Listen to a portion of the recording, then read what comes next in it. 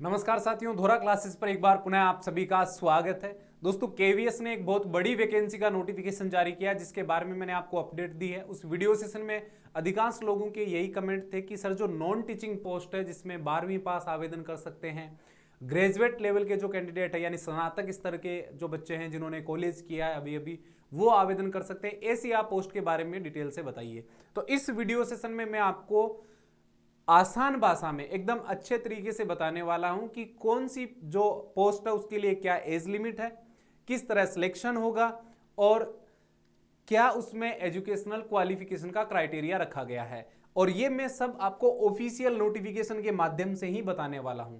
जो केवीएस का वेबसाइट है उस पर मैंने ऑफिशियल वेबसाइट को खंगालकर जो अलग अलग पोस्ट है उनके बारे में जो क्राइटेरिया रखा गया है वो मैं आपको बताने वाला हूं। तो पूरी तरह से वीडियो में जो इंफॉर्मेशन है वो आपको बेहतरीन मिलने वाली है। अगर आप किसी भी पोस्ट के लिए अप्लाई करना चाहते हैं तो इस वीडियो को आप जरूर ध्यान से देखें, आपको बहुत सारी अच्छी जानकारी इसमें मिलने वाली है। तो चलिए स्टार्ट करते हैं वीडियो सेशन। सबसे पहले अगर मैं बात करूं तो आप ये तो देख ही लिए होंगे कि ये केवीएस का ही है, आपके सामने है। अब मैं सीधा आ जाता हूं पोस्ट नंबर 1 पर, जो कि 28 नंबर पेज पर आपको दी गई है। ये आपकी पोस्ट है स्टेनोग्राफर की, ठीक है। स्टेनोग्राफर की जो पोस्ट है ग्रेड सेकंड की, इसके अंदर क्या योग्यता चाहिए, क्या एज लिमिट है, क्या शर्तें रखी गई है, वो मैं आपको बता रहा हूं, ठीक है।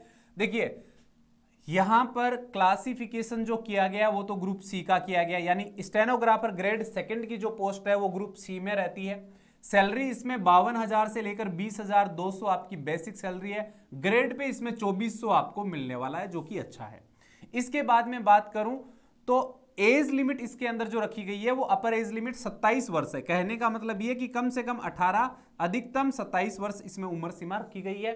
उम्र सीमा में उन सभी बच्चों को छूट मिलेगी जो एससी, एसटी, ओबीसी या किसी रिजर्वेशन कैटेगरी से बिलोंग करते हैं, या वो सभी इंप्लॉय जो पहले से केवीएस में काम कर रहे हैं तो वो भी इस एग्जाम को दे सकते हैं, उनको एज लिमिट में छूट दी गई है, ठीक है। एजुकेशनल क्वालिफिकेशन की मैं बात करूं तो सीधा सीधा दिया गया है 12th पास होना जरूरी है। अगर आप किसी भी यूनिवर्सिटी से, किसी भी स्कूल से, बोर्ड से अगर आप 12वीं पास है किसी भी सब्जेक्ट से तो आप आवेदन कर सकते हैं। यहां पर आपका ध्यान रखना स्किल टेस्ट होता है, ठीक है, और उसमें डिक्टेशन होता है 10 मिनट प्रति सेकंड, 80 वर्ड पर मिनट, 80 वर्ड पर मिनट, यानी इसमें ट्रांसक्रिप्शन का आपका टेस्ट होता है। तो एग्जाम तो होगा ही होगा, रिटन एग्जाम, उसके बाद में स्टेनोग्राफी का आपका टेस्ट होता है, ठीक है। और आवेदन इसमें 12वीं पास 18 साल से ऊपर जो है वो कर सकता है। एज लिमिट मैंने आपको इसकी बता दी है, ठीक है। चलिए इसके बाद में आगे बढ़ते हैं। आगे देखिए, आगे मैं बात करूं तो यहां पर इसमें बताया गया है, सॉरी इसको वापस ओपन करना पड़ेगा, कोई बात नहीं अभी ओपन हो जाएगी, ठीक है। हाँ, तो स्टेनोग्राफर की हमने बात कर ली है। इसके बाद में जो अगली पोस्ट आपकी आई है उसके बारे में मैं आपको बता दूं। असिस्टेंट की इसमें पोस्ट जो है ये ग्रुप बी की पोस्ट है। आई थिंक असिस्टेंट की जो पोस्ट है वो आपको जूनियर सेक्रेटरीट असिस्टेंट और सीनियर सेक्रेटरीट असिस्टेंट की दी गई है, यानी क्लासिफिकेशन थोड़ा सा इसमें चेंज हुआ है, लेकिन इसमें देखिए क्या क्या योग्यता है। असिस्टेंट के लिए ग्रुप बी की पोस्ट है, इसमें आपका जो बेसिक पे है वो 34,800 रहने वाला है और ग्रेड पे इसमें 4200 आपको दिया गया है।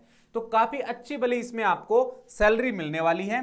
अपर एज लिमिट इसमें 35 वर्ष आपको दिया गया है।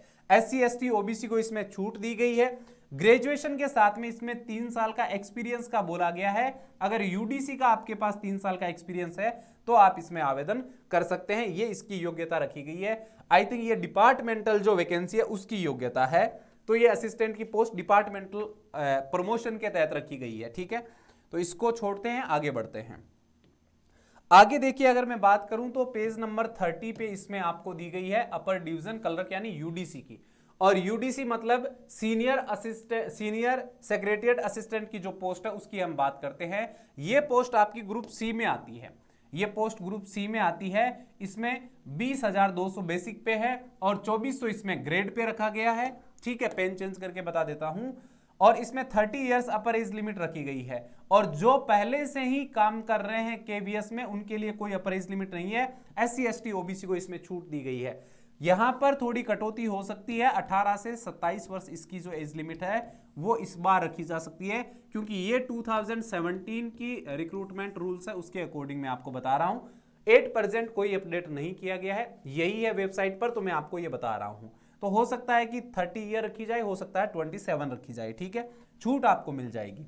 एजुकेशनल क्वालिफिकेशन इसमें ग्रेजुएशन आपको दी गई है, आप ग्रेजुएट है तो आप आवेदन कर सकते हैं। इसके अलावा आपके पास एक्सपीरियंस है तो अच्छी बात है, नहीं है तो कोई दिक्कत नहीं है, लेकिन कंप्यूटर का बेसिक नॉलेज आपके पास में होना जरूरी है, क्योंकि इसके अंदर भी आपका जो स्किल टेस्ट है वो कंडक्ट करवाया जाना है, ये पॉसिबिलिटी है, ठीक है। इसके बाद में आगे बढ़ते हैं। आगे देखिए, अगर मैं बात करूं तो प्रमोशन वालों के लिए बताया गया है, तो इसके बारे में हम बात नहीं करेंगे। इसके बाद लोअर डिवीजन कलर की पोस्ट है, जो आपको जूनियर सेक्रेटरीट असिस्टेंट की पोस्ट दी गई है ना, उसके जो पोस्ट है उसमें देखिए आपको क्या क्या दिया गया है।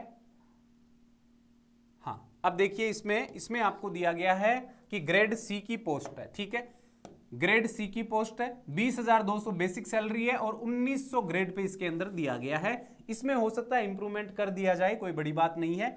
इसमें देखिए यहां मेंशन किया गया 18 से 27 वर्ष एज लिमिट है वो रखी गई है, 18 से 27 वर्ष एज लिमिट रखी गई है। थोड़ा सा वीडियो की क्वालिटी को आप बढ़ा लेना, अगर आपको ब्लर दिख रहा है तो अच्छी क्वालिटी में आप देख लेना, सारा आपको दिख जाएगा, ठीक है। इसके अंदर भी SC ST OBC को अपर एज लिमिट में छूट मिल जाएगी। योग्यता क्या चाहिए, तो देखिए यहां पर सीधा बताया गया है 12वीं पास होना आपका जरूरी है। अगर आप 12वीं पास है किसी भी सब्जेक्ट से, किसी भी स्ट्रीम से, तो आप आवेदन कर सकते हैं, लेकिन इसमें डिटेल से आपको टाइपिंग टेस्ट दिया गया है। यूडीसी में आपने देखा था डिटेल से टाइपिंग टेस्ट नहीं दिया था, इसमें दिया गया है कि आपकी टाइपिंग स्पीड जो इंग्लिश में है, इंग्लिश में 35 वर्ड पर मिनट होनी चाहिए और हिंदी में 30 वर्ड पर मिनट आपकी टाइपिंग स्पीड होनी चाहिए। आपको वर्किंग नॉलेज होना चाहिए हिंदी का, और कंप्यूटर एप्लीकेशंस का आपको नॉलेज होना चाहिए। तो कहीं ना कहीं कंप्यूटर एप्लीकेशन से रिलेटेड क्वेश्चन भी आपके एग्जाम में, रिटन एग्जाम में पूछे जाने की संभावना है, ठीक है। ये आपको दिया गया है जूनियर सेक्रेटरीट असिस्टेंट के बारे में, ठीक है। इसके बाद में आगे बढ़ते हैं। आगे मैं बात करूं तो इसके ठीक बाद में आपको दिया गया है असिस्टेंट डायरेक्टर की पोस्ट के लिए।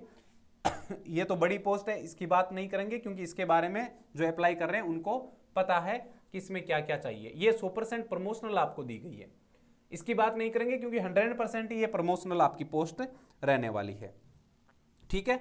और इसके बाद में है सीनियर हिंदी ट्रांसलेटर।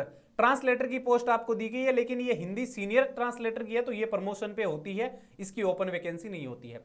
हाँ, ये पोस्ट है, ये ओपन वैकेंसी में होती है, हिंदी ट्रांसलेटर की पोस्ट आपको दी गई है। इसके बारे में बता देता हूं, ये ग्रुप बी की पोस्ट है, और इसके अंदर मैं बात करूं तो इसमें भी 34,800 तो आपका बेसिक पे सैलरी रहेगी, और 4200 ग्रेड पे है, बहुत शानदार ग्रेड पे है। 28 साल अपर एज लिमिट है, यानी 18 से 28 साल के बीच वाले इसमें आवेदन कर सकते हैं, और SC ST OBC को आगे छूट मिल जाएगी, लेकिन इसमें मास्टर डिग्री आपके पास में होनी चाहिए हिंदी विथ इंग्लिश में। हिंदी विथ इंग्लिश में अगर आपके पास में मास्टर डिग्री है तो आप इसमें आवेदन कर सकते हैं। कंपटीशन इसमें काफी कम देखने को मिलता है। इसके बाद में आगे अगर मैं बात करूं तो असिस्टेंट इंजीनियर की पोस्ट आपको दी गई है, और असिस्टेंट इंजीनियर की एक पोस्ट आपके निकाली गई है, और इसमें जो है ग्रुप बी की पोस्ट है, और सैलरी जो है वो आप देख सकते हैं इसमें दी गई है 34,800 से, ग्रेड पे आपका 4600 इसमें लगने वाला है। इसमें अपर एज लिमिट 35 वर्ष आपको दी गई, यानी 18 से 35 वर्ष, लेकिन इस एज क्राइटेरिया में थोड़ा डिफरेंस आ सकता है, इस बात का जरूर आप ध्यान रखें। अगर आप ग्रेजुएट है इन सिविल इलेक्ट्रिकल इंजीनियरिंग में तो आप इसमें आवेदन कर सकते हैं।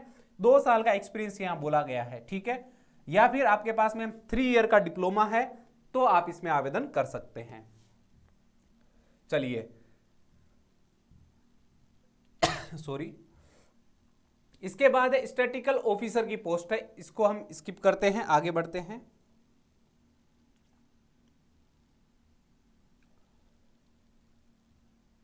ये मैंने आपको बता दिया है। तो यही मोस्टली जो नॉन टीचिंग पोस्ट की वैकेंसी है उनकी योग्यता आपको मैंने बताई है। अब आप बात करोगे कि सर डिटेल सिलेबस बताओ, तो डिटेल सिलेबस पर अलग वीडियो आएगा, क्योंकि बड़ा वीडियो बनेगा, तब मैं आपको डिटेल में बता पाऊंगा कि कौन कौन से टॉपिक और कौन कौन से सब्जेक्ट आपसे पूछे जाते हैं, तो वो अलग से मैं आपको डिटेल में बता दूंगा। जो भी साथी नए हैं वो चैनल को जरूर सब्सक्राइब कर ले और बेल आइकन को प्रेस करके ऑल पे क्लिक कर ले, ताकि आपको हर वीडियो की नोटिफिकेशन मिलती रहे, ठीक है। तो इन पोस्ट के लिए आप आवेदन कर सकते हैं। मैंने आपको योग्यता और एज लिमिट के बारे में डिटेल से बता दिया है। और लगभग सभी पोस्ट में रिटन एग्जाम है। उसके बाद में अगर मैं बात करूं तो आपका टाइपिंग टेस्ट है, ठीक है, कंप्यूटर का। और तैयारी कैसे करनी है, क्या टॉपिक आपको पढ़ने, इसके बारे में जरूर एक वीडियो सेशन आ जाएगा। और जो टीचिंग पोस्ट के बारे में वीडियो है वो भी आपको जल्दी मिल जाएगा, जिसमें पीआरटी, टीजीटी, पीजीटी की डिटेल से मैं आपको योग्यता, एज लिमिट सब कुछ बता दूंगा। ठीक है, थैंक यू, धन्यवाद, नमस्कार।